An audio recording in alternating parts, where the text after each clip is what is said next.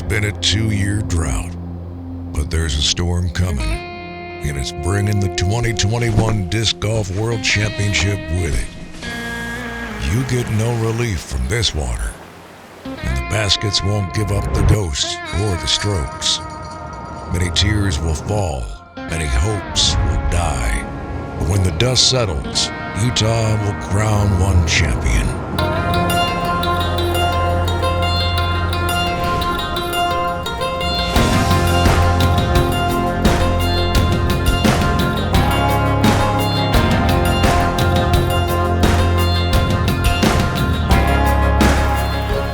Hello and welcome to the 2021 Pro World Championships presented by Grip 6. We are at Mulligans Disc Golf Course in Ogden, Utah, and this coverage is brought to you by the JomezPro Patreon community, over 4,000 members strong. Let's get into it. Emerson Keith here. He is your reigning Utah Open champion from just last week. And we've got a bunch of Utah champions. 2016 Utah champion, yours truly. We've got the two-time Utah Open champion, Wysocki, with the famous walk-off ace. And rounding out our card, Mr. Ulibarri. Nerves are high. It's all on the line. Let's get the World Championship started. And you guys both out due to injury. You guys haven't played in the Worlds in 3 years. It's been a while for me, for sure. We're back. Hole 1 is a par 4, 711 feet. OB water on the right. Bunker just short of the basket and a nice steep slope on the backside. It's the hottest World Championships I've personally ever played. Practice rounds have been up to 99 degrees. Arizona. Let's give it up for Paul Ulibarri! Following Paul from Charlotte, North Carolina. Can I get a big round of applause for Big Jerm, Koling? Following Jerm, we have two-time world champion Ricky Sucky Bomb Wysocki! Rounding out our card, he won the Utah Open just over a week ago. Let's give it up for Emerson Keith!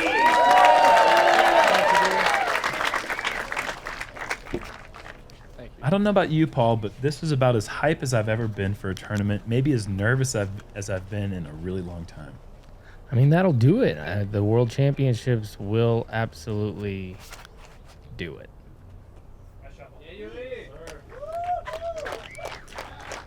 A little bit extra hyzer, maybe more than you wanted on the left side. Not bad at all. Safe.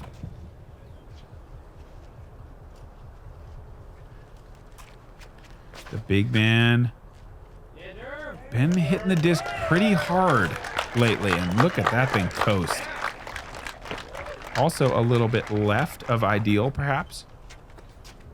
Yeah, this is one that you just want to kind of place at any distance. Just stay away from the water on the right. You'll be able to manufacture some sort of upshot. Distance really isn't a big factor. Obviously, the farther you throw, easier it's going to be. Yeah, with the green, as precarious as it is, just getting over that bunker, but then avoiding that slope on behind the basket. I do think that there is a big premium for the big distance shot, but you can really access the green from anywhere if you get at least 400 feet off the fairway, which Emerson has not done. Just grounding it super low and early. He's going to have to play the hole for par.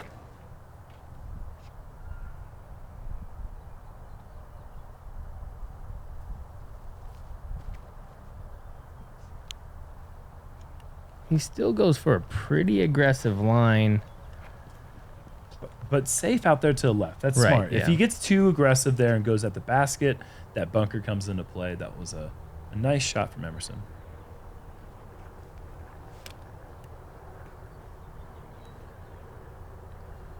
What disc is this? This is a buzz. I was going for the high stall. Just throw it. Hopefully land on the side of the hill, but if you go a little past. That was fantastic. And that's the miss. Missing long is a great place to give yourself an opportunity to make a putt, but at the same time, it is a little bit scary because if you get too frisky from down there at the bottom of the hill, that bunker, you know, sits there right behind the basket, no more than 20 feet. Big enough drive to go putter into the green. Go in. Nice and slow, and that'll leave you a C1 putt. And from my position where I was watching that shot come in, it looked like it had a good chance of actually ringing it up. Emerson, man, that was a great bid from being that far out of position. That was a really great second shot to give himself just an opportunity to run that long 50-foot birdie putt. There it is. Good start. Yeah, nice when you can run when there's a nice backstop behind it. You don't have to worry about much. Just get it the right height. Ricky doing Ricky things, making a nice starting putt. These 28-footers, the World Championships, this is the biggest difference between the winners and the losers. Looking to join the winners. If I can make all those, I like my chances. Stomach sweat is becoming an issue, though. That's not stomach sweat, but thank you for noticing. That is, I got one of those cooling towels that's wrapped around my neck right now, and you have to take care of yourself. Umbrellas to protect yourself from the sun, cooling towels, whatever you can do. Chug water. You got to stay hydrated, but stay out of the sun as much as you can. Yeah, it's 100 degrees out here, and you can see the shade trees aren't big or plentiful. So you got to be hiding. And hole 2, par 3, 369 feet. Getting up high with the drone here, you can really see how small and tricky this green is. Water short, golf green on the left, sand trap there short as well, and then water long. Just to remind you, all the sand traps playing hazard, all the water and golf greens playing out of bounds. If only we could have that perspective of that top-down view from the tee. This is very difficult to know where you're going to land. Paul, Oh, boy. just awful break. Awful break. That hill does that so many times. Rolled. Yeah, that stomach sweat looks pretty pronounced right now. Yeah, it looks like you got the towel wrapped around your stomach, not your neck there, sir. Maybe I should fold it in half tomorrow. I don't know. Whatever you're doing, it's working. That's a great shot that just squeaks in the circle. You'll have another one of those 28-footers. Ricky going the backhand hyzer. I'm kind of going to town on your line a bit. Maybe going a bit wider. He's calling for it to be the right distance, and it is. Thank you. Yeah, he got that a bit flatter was the thing, and then with that being flatter, it can land a little bit softer. Got it wide enough. Emerson on a similar line. It's a little bit shorter. That hillside just gobbles anything up. It's so hard to get a forward skip unless you go as wide as Ricky did, getting that tee pad very short grass to give it a little bit extra roll.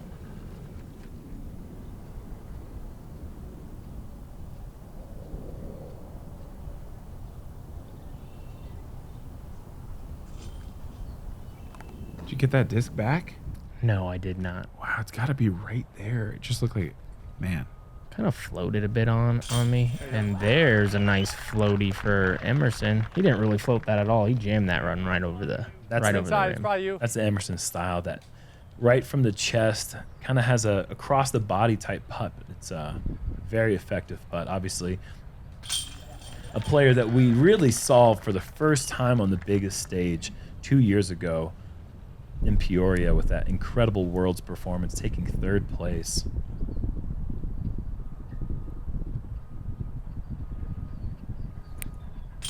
And Ricky is no stranger to Worlds performances, two-time world champion. Looking to make it 3 times this week. Great start for you and Ricky. Perfect through 2 holes. A really bad break there. Seeing that the second time now, we obviously couldn't see that roll from the tee pad. But man, it's almost where you're trying to land. You just kind of roll the dice sometimes with those hills. Hole 3, par 3, 402. This big tree on the left is a mandatory. You've got to stay to the right side there. The path does not play out of bounds. The golf green does, and this sand again is hazard. So you got to get your hyzer up high enough to clear the sand. You'd like to land it between the sand and the path. If you hit that path, you've got a chance to skip so far left. You could find some other out of bounds way over there. I think the perfect landing zone on this green is between the bunker and the flat, if you can just place it somewhere, because it really takes all that steam off the disc. The way this came into the green, I thought it was going to get a bigger skip left. I'm really pleased with being inside the circle there. Sit down. Ricky, however, a little bit higher. It's moving a lot more left, and it's getting the sidewalk skip. There is that out of bounds green, but he stops before it. That would just be a hideous break. Yes. Skipping off the sidewalk all the way over there 100 feet to the green. This is looking pretty good. Just stops right there. And he's right next to me with a little bit higher line, but really grabby there on the grass by the green. I saw you guys with the high shots. I said, let me show you guys a little something. I'll get mine a bit flatter. And then I just juiced it. And I'm putting for birdie on the wrong green. Well, putting for birdies, maybe the wrong word. Par, perhaps. Oh, I'm putting for birdie on the traditional golf green. Okay, cool. I'm putting for bogey on the par on the tournament. disc, yeah, in the world. Well, I hope you make them both. I really do.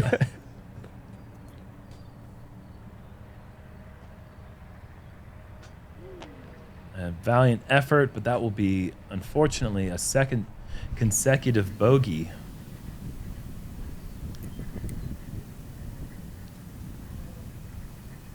And Ricky with a good bid, but maybe a slightly conservative bid, because that green does get pretty close to the basket there. Emerson with back-to-back birdies now. About as center as you can make it with that one.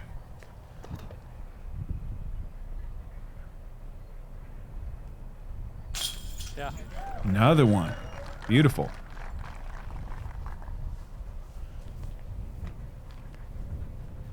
I feel like I have to attribute a bit of that, making the first putt when I was really nervous, honestly, to the comfort that I felt on the second and third putt. Sometimes just making that early putt from edge of circle one, it really can get your nerves in a place where you feel more comfortable. And yeah, it's been a good putting start, and 3 birdies for me and 2 under for Ricky and Emerson. It's pretty good starts.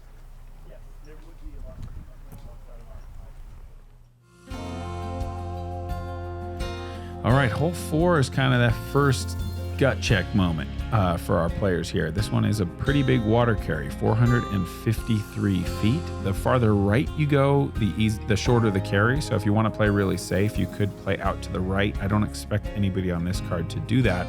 You can see the basket is just barely up that slope. So you've got to get a good move on a distance driver here and finish just softly left. Paul, tell us about these conditions.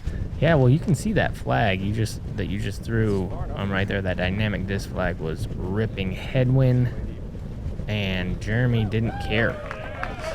He threw it 500 feet there. I didn't think the Halo Destroyer could go long in that headwind, especially this elevation. I don't feel like I'm getting nearly as much distance than I am at flat ground, but that was just way farther than I thought I could throw. And Emerson, he isn't so concerned about distance, more concerned about just putting it under the basket. Wow. That is as good as it gets. That is just phenomenal. And of course, we got to see a fall flight there. I mean, it's just just a reminder to everyone at home, 453 feet is far. Nice shot. with the headwind that we're throwing into right now. We're looking at probably 10 to 15 mile an hour headwind. It's ripping where we are right now. So that is an impressive amount of distance for Emerson. Now watch how high Ricky gets this with no turn at all. 50 deep.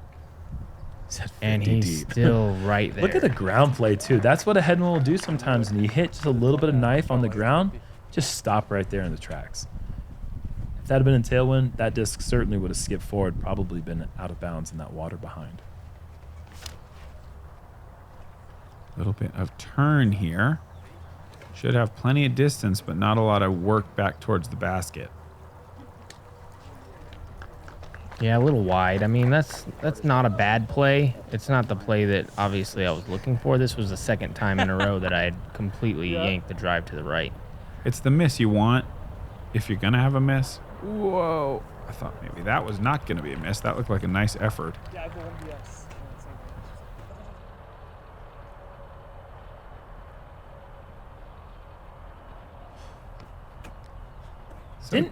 Didn't hate it. It's so tough to commit as much as you need to. Yeah. You're talking about a tailwind Yep. putt at the water. Ricky, he bangs that putt, and he's to 3 under now, and 135 player count here in the A pool. Impressive numbers. We had 40 birdies on this hole. 40 players. And this is the World Championships. We always see the best of the best. The players are more motivated, more juiced for this event than any other, and that's an impressive number for this hole. Hey, this is a very exciting time at Discmania. What you see here is our new production facility where we are making our new Discmania originals for disc golfers around the world. Previously, production of Discmania originals were under the powers of others. That led us to a situation multiple times where we couldn't deliver what you wanted or needed. Well, that power is now in our own hands, and we want to share that power with you. Currently, this machine is dedicated to run as many P2s as you and the disc golf community want. I promise you, it won't stop until the demand is fully met.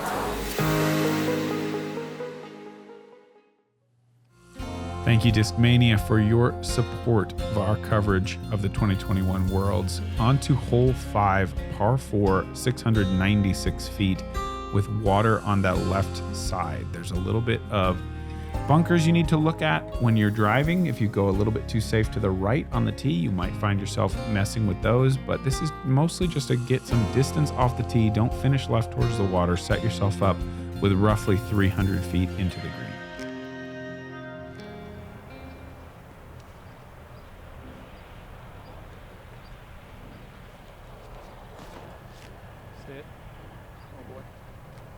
And that's pretty much the one thing you do not want to do on this hole, which is get the nose up with some height, because with the stability of the discs at this high elevation, the thing is not going to come back. And Ricky trying to make a correction by throwing opposite spin, which works great. Thank you.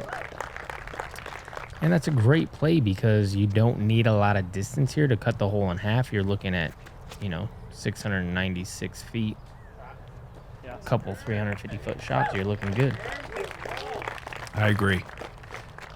Going with my Garrett Girthy Halo Wraith there's a disc I just put in my bag at the beginning of the day because I lost some of those here in practice. Which is a very common story. Doesn't fly like the shores, basically. That was high, but you got the flip you needed. And I like that because it's just going to sit right there. That's fantastic. That's the distance you're looking for. Anything safe on this hole is all that matters. Exactly. And that also gives you good look. There's some incredibly loud construction going on right at the border of the course. So we apologize in the background, almost constant through this stretch of the Sit course. down. Oh boy. Ricky's a little concerned that Piggy's coming in there quick, but Piggies do this thing where they just kind of stop moving really fast. So Ricky has nothing to be worried about. Oh, so close. The way he throws that thing, it makes me want to throw a pig. But I am glued to the AVR X3. If I throw a pig, he stops. I'm literally like this. Get down quick. Paul, you mentioned something about what you were thinking going into that shot. Like that, from the back. Well, yeah, I had two things I was thinking. I thought, how could Ricky make that mistake of even bringing the water into play? And then I thought, hey, you've yanked a couple shots in a row to the right, so let's play kind of right at it and play the miss, and then I cured it into the water. And there's a beautiful shot, obviously, from Jerm that sidearm into that green is a really great play. Plays it perfectly. Emerson will need to get up and down to save the par, and he's put this one a little short. I'm not the type of player that's going to make big-time corrections in rounds. If I'm off in a way, I'll just kind of, pull an audible and just be like, that's the way I'm playing today. Sure. Emerson off left side chains. So that'll be a bogey for him.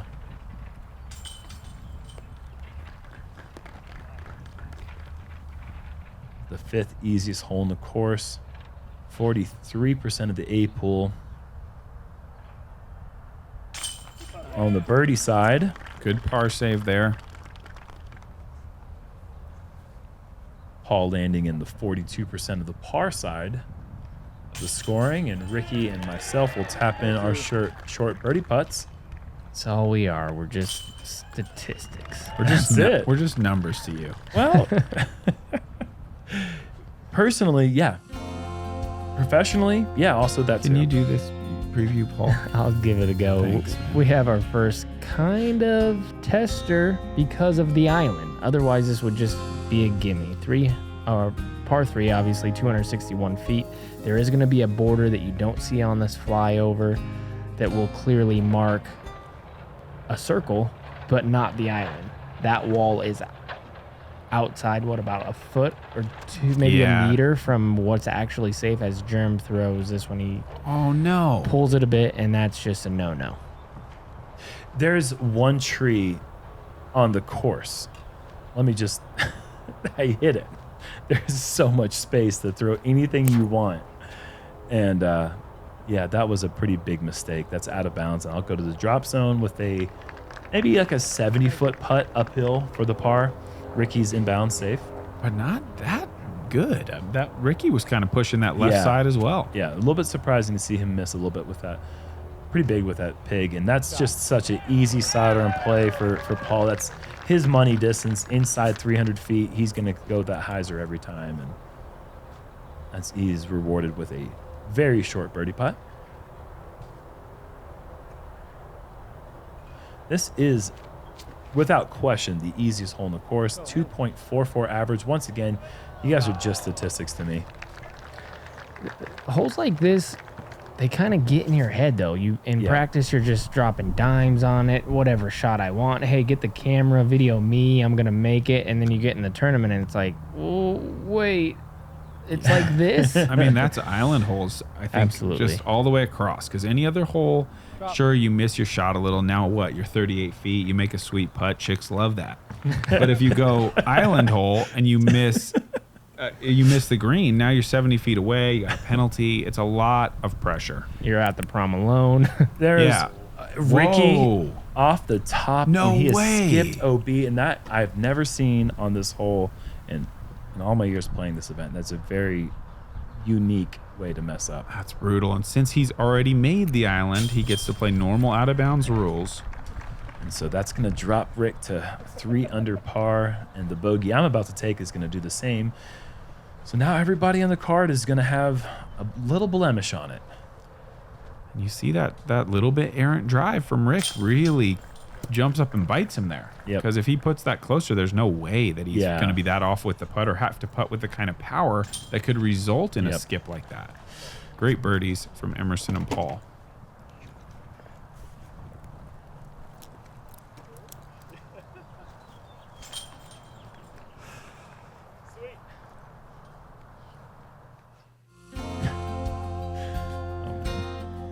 On to hole 7, par 3, 546 feet over the water. This one has OB bunkers on the right side over there. You can see them now. And then an OB golf green. I guess hazard bunkers, I should say. OB golf green here. The path is safe. Obviously, the fence is out of bounds. This is a huge crush to try to get up there. Only the top 10% or so of distance throwers are really looking for a 2 here. The play really from, like you're saying, 10%. So 90% of the players are going to be playing something similar to what Paul's doing here. Just the easy hyzer shot to the big fairway, leaving yourself a 200-foot approach. And you really, there's no point to really get aggressive because all it's going to do is take your 70-foot putt and make it 60 feet if you try to really go big. And that's... I was looking for a 200-foot skip there. Oh, I did not realize that Emerson... Oh, he's on the sidewalk, so he's fine. Yeah, all good. It looked like a bunker for a second. Now, Ricky, we've got just a bit of a headwind here, so this is a big shot to go for in this win. But Ricky's got big shots. Does this have enough? Needs to get over that Camera, Wow, dude? Oh my goodness. I think it has enough. Amazing shot from Ricky Wysocki. That's just so big. I was very inspired. And you go with almost an Anheuser release slightly. Yeah, with the Halo Destroyer. Yeah, I parked it though. I absolutely parked the golf green. I could kick the ball in from where I landed, so that's pretty cool. I feel like you guys are putting way too much emphasis on how good you're doing on the clearly out of bounds golf greens. That's just my opinion. If we were playing a scramble, we're 2 down. Jerm from way back. What? Oh, nice putt. Oh, the fist for the crowd. That had to be over 100 feet. 118 feet. 118 feet to save it. And you put the fist up way before it was even in. Sometimes you know. When you know, you know. I think I knew that. Like in my head, I knew that was in before I putted it. For some reason, it was a weird feeling. But I really believed I was going to make that putt.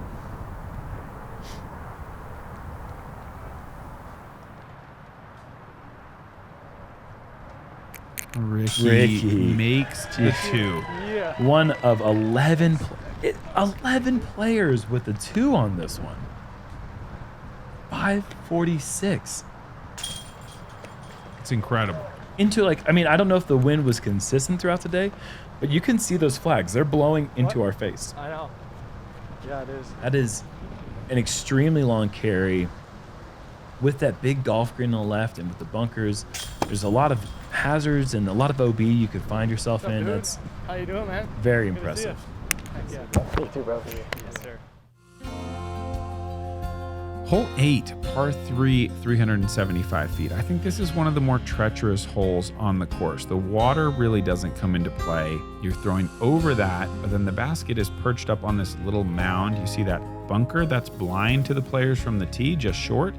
You can't see it, but there's a bunker behind this one as well, and on the right side, more bunkers and a golf green.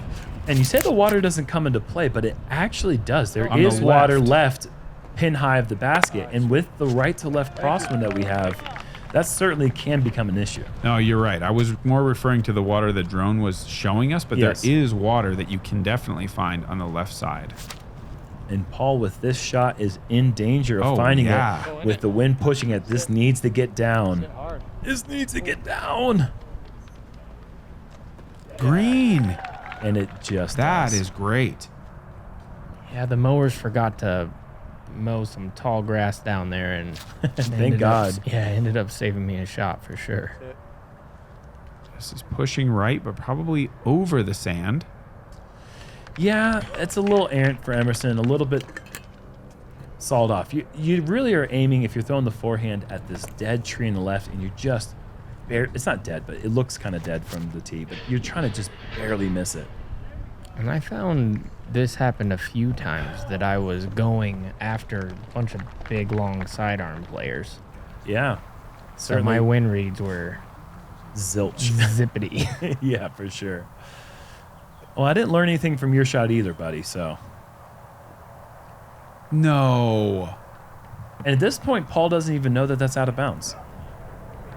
Yeah, I guess it just kind of squeaked over that edge. But it was well out of bounds. Yeah, it was by a good couple of feet. Emerson, yeah, okay, that is a very aggressive bid from 50 feet. Absolutely. You start rolling on that one, you can go a long way. Mm-hmm. And Ricky, how does this not stay? It's a little too low, a little too left, but that was so close to going in. So that's an unfortunate bogey for Paul, and that's going to put him at 1 over on the front 9, and things are developing a little slower than expected. Hey man, that happens on courses like this. I feel like there's always at least one person on the card that's going to be struggling a little bit. And today that was unfortunately me so far. We've got a lot of holes left though. On to hole 9. This one is a par 4, 797 feet. Again, a bit of a water carry off the tee, though none of these players should have any trouble clearing that. I think this one comes down to Would you like to throw a forehand or a backhand on your approach? If you want to throw a forehand on the approach, you need to put a little more hyzer and get to the left of this kind of line of trees. And if you like the backhand better, maybe stay right, keeping in mind these hazard bunkers right next to the pin. And this is a new basket placement from the Utah Open we played 2 years ago. It had been previously elevated and was tucked about maybe 45 feet back and left of where it is currently now. And now it is closer to the bunkers, but it is a normal basket height. So that kind of changes what you want to do with your approach just a bit. Trying to go.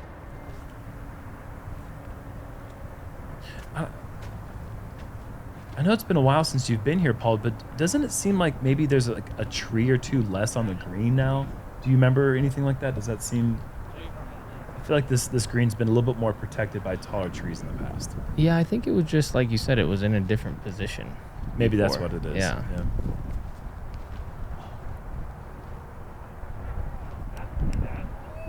You don't like it?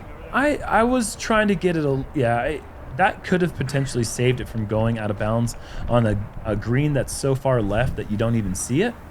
But it ended up in a pretty decent space. It's off to the left side, which sets up, like you said, the forehand approach. And you guys are all going for that sidearm approach. And again, I'm trying to stay on the right side of the fairway, trying to get that backhand kind of slide up into the green there.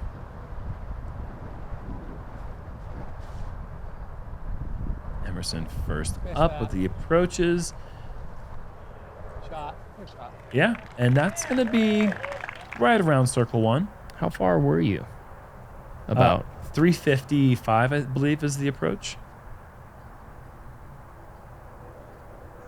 A little bit of angle, but hitting that side hill, so it didn't really move much closer to the basket, but it's still 28 feet.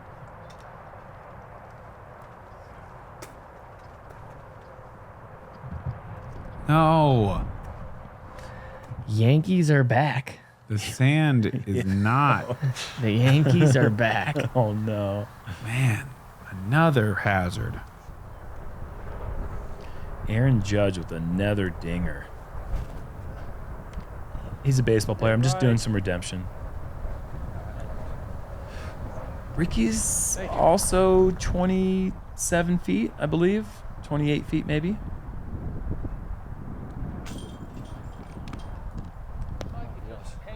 Good effort. Just outside the circle. Awkward kind of angle to the basket. And that's two good bids in a row from Emerson that didn't quite go in. Nice, good putt. Nice birdie there.